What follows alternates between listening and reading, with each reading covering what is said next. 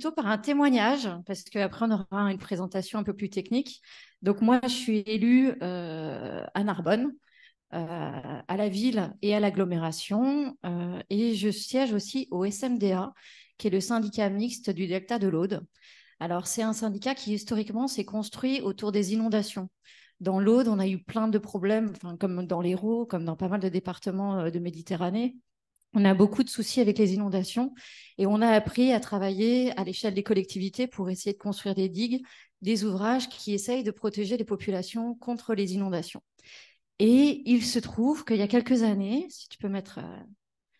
En fait, il y a quelques années, sur la côte du Grand Narbonne, on s'est rendu compte qu'il y avait un phénomène nouveau qui était un phénomène d'érosion.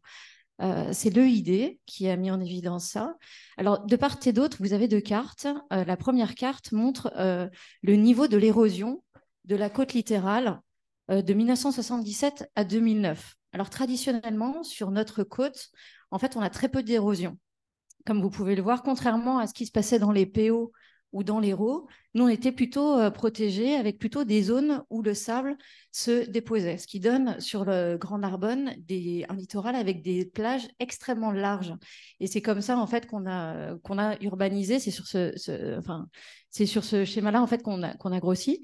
Et en fait, depuis 2009, il y a un phénomène différent qui s'est mis en place avec des modifications des courants océaniques, des courants marins, et avec l'apparition sur certaines zones d'énormément d'érosion. Alors là, vous le voyez en rouge, rouge sombre, notamment à la Vieille Nouvelle, où on perd chaque année 8 mètres de côte. Donc en fait, c'est énorme, voilà. Et c'est un phénomène très récent. C'est-à-dire pendant très longtemps, on était plutôt une zone de dépôt. C'est comme ça que l'aménagement a été fait. Et en fait, maintenant, on devient vraiment une zone d'érosion extrêmement importante. Et évidemment, ça soulève des questions importantes. Donc, les élus du Grand Narbonne, si tu peux montrer la slide d'après, en fait, se sont intéressés à tout ce qui est érosion du littoral. Alors, vous aurez une présentation un peu plus technique derrière. Je voulais juste vous montrer, en fait, les grandes raisons de l'érosion du littoral. Oui, c'est ça.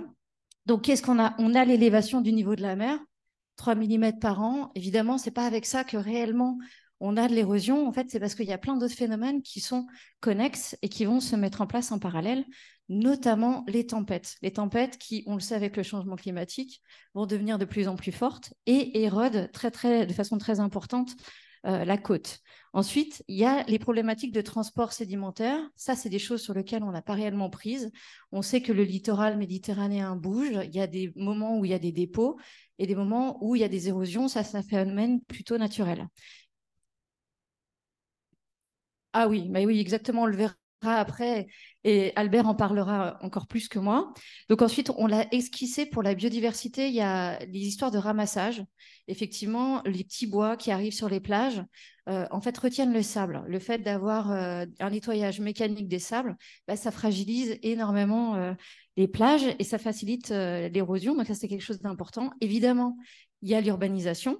Alors, dans l'urbanisation, il y a le fait qu'effectivement, il y a moins de dépôts. Et il y a aussi les histoires d'endiguement.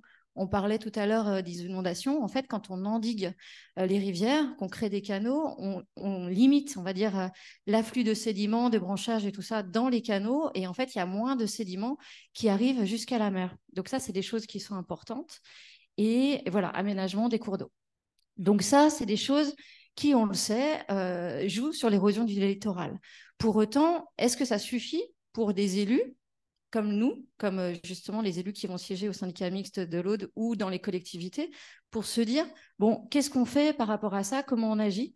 Ben non, parce qu'il y a une chose qui n'est pas réellement regardée là-dedans, c'est les phénomènes de submersion marine qui sont liés, en fait, à ces phénomènes de tempête.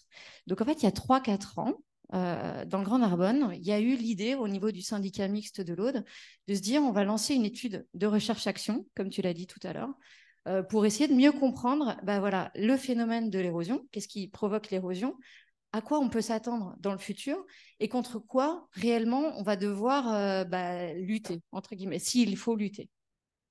Je t'en prie. Donc, en fait, pour vous montrer, c'est une étude qui a été lancée à l'échelle du Grand Narbonne.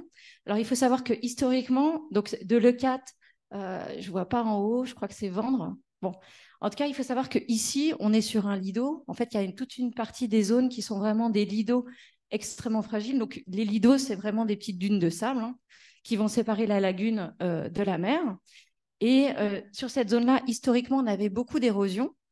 Et de l'autre côté aussi, on avait historiquement beaucoup d'érosion. Et en fait, ce qu'on s'est dit, ce que le SMDA s'est dit, c'est on va essayer de regarder tout ce qui a été fait sur la côte méditerranéenne pour essayer d'en tirer les leçons et d'imaginer en fait, des plans d'aménagement pour notre propre littoral. Donc, c'est avec cette idée-là, en fait, que l'étude a démarré. Si tu peux lancer. Alors, donc, tout à l'heure, je vous ai parlé de l'érosion du littoral. Donc, effectivement, l'érosion, c'est ce qui va aller grignoter la côte. Mais ce qui est plus important, en fait, chez nous, c'est ces problématiques de submersion marine. C'est-à-dire, c'est pas l'élévation, c'est pas seulement l'élévation du niveau de la mer qui va jouer sur l'érosion du territoire, enfin du littoral. C'est vraiment, en fait, par moment de tempête. Pourquoi? Alors là, vous avez un petit schéma très rapide. Vous avez là l'élévation moyenne du niveau de la mer. Le moment où il va y avoir des modifications du rivage, c'est réellement pendant les tempêtes, où il va y avoir ce qu'on appelle une surcote. Et tout d'un coup, le niveau des mers, poussé comme ça, va monter, poussé aussi par le vent, et parfois va passer sur les lagunes.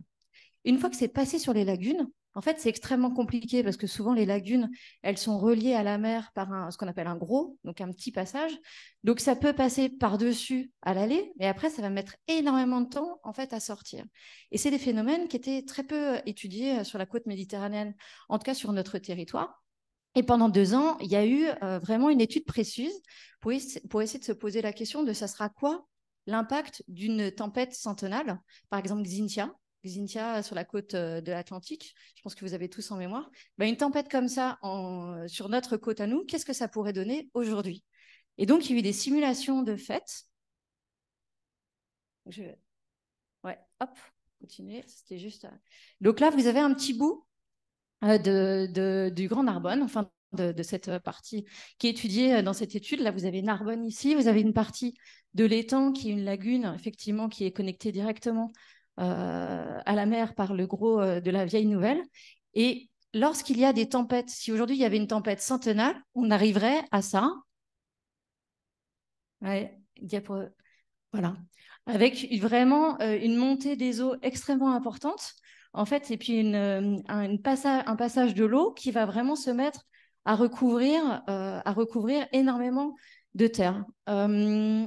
Ici, ce que vous pouvez remarquer, c'est que c'est des terres qui ne sont pas vraiment urbanisées. Le schéma, il a beau être, enfin voilà, c'est pas les zones les plus urbanisées qui sont touchées. Par contre, si on regarde d'autres secteurs qui sont aussi sur le Grand Narbonne, je vous l'ai mis exprès pour toi, Albert. Ici, vous avez Port-la-Nouvelle, là où justement il y a ce gros projet, enfin ce port énorme qui a été construit, l'un des plus gros de la région. Et qu'est-ce qu'on peut voir sur le port de la Nouvelle? C'est qu'ici, en fait, tout est inondé, sauf cette zone-là qui est le sport réel, sur lequel on va stocker, devinez quoi? Ben, un peu tout ce qui va arriver, notamment des produits chimiques. Donc quand même, quand on voit ça, on est quand même en droit de se poser la question effectivement, de la façon dont on aménage ça. Donc, on a quand même, il faut préciser que sur Port-la-Nouvelle, il y a 2 sites Céveso. ouais. 3, 4, Oui, il va 5? vous expliquer. Bon, Ouais. ok. Donc, en fait, ce type d'exercice, il a été fait sur la totalité de notre littoral. Et en fait, on estime que avec une tempête centennale, en fait, il y aurait 10 000 à 50 000 personnes qui seraient touchées. Et il y a une estimation du coût des dégâts qu'on estime à 600 millions. C'est ça, le coût des dégâts estimé aujourd'hui suite à ces simulations sur le territoire du Grand Narbonne et le territoire géré par cette étude-là. Donc, vas-y. Oui, tu parlais de tempête centennale. À Vidôme, on n'a pas encore vécu cette fameuse tempête qui va arriver, puisque, comme son nom l'indique, c'est tous les 100 ans. Alors, c'est pas tous les 100 ans, c'est des histoires de probabilité. Mais moi, j'ai vécu à La Rochelle, enfin, je vivais à La Rochelle au moment où il y a eu Xynthia. Et en fait, c'était aussi une tempête. Pourtant, des tempêtes, on en avait. Et c'est une tempête voilà, qui a ravagé et fait énormément de morts. Et moi, je me souviens du témoignage d'une dame qui était enceinte et qui a défoncé le toit de sa maison pour pouvoir sortir parce que l'eau était montée de façon extrêmement importante. Et je te donne la parole après. Je pense que Sur mon territoire, en fait, les élus sont très marqués par les inondations parce qu'il y a eu une inondation très importante, notamment en 99, qui a fait des morts. Ça, et donc, il y a quelque chose de très présent sur les inondations. Sauf que quand on parle de la mer, si on a déjà du mal à canaliser en fait, de l'eau douce, franchement, la mer, enfin, c'est absolument impossible de se dire qu'on peut la canaliser aussi facilement. Sauf qu'effectivement, on n'a pas cette frayeur encore, alors que côté Atlantique, elle est apparue pas très longtemps. Parce que 3 ans après avoir rasé la Faute-sur-Mer sur cette côte-là, il y avait des gens qui voulaient à nouveau y construire.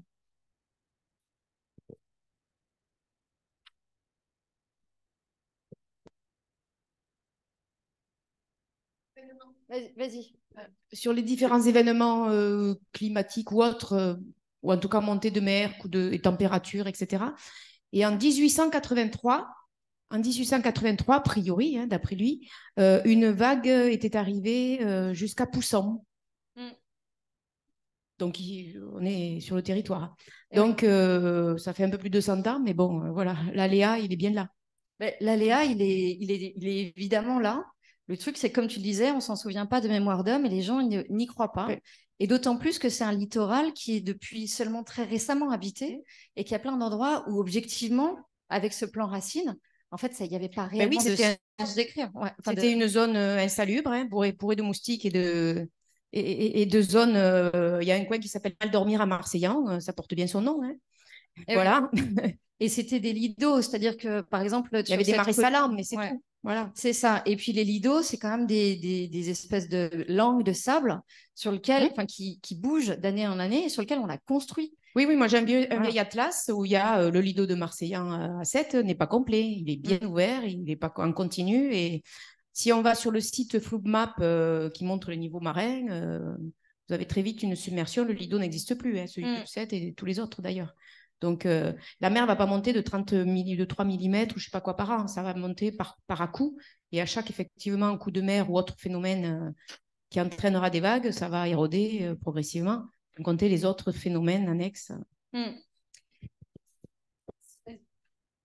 Je n'avais pas prévu d'en parler, mais il y a une particularité. Un bel exemple. Pour la nouvelle, on a un PPRL, hein, un plan de prévention des risques littoraux, qui fixe la cote des planchers minimale dans le village à 2,70 m. Il faut savoir que la majorité des maisons sont en dessous de cette cote, hein, c'est plutôt aux environs de 2 mètres. Par contre, pour le port et les aménagements du port, c'est 3,20 m. C'est-à-dire que le jour où on va s'inonder, le village sera inondé, mais pas le port. Et donc, on protège cette économie par rapport aux habitants. Hein. Quand on parle de Centenal, 1922, la gare de la Franquie a été inondée. Donc, c'était il y a un siècle. Hein, ça peut nous arriver demain.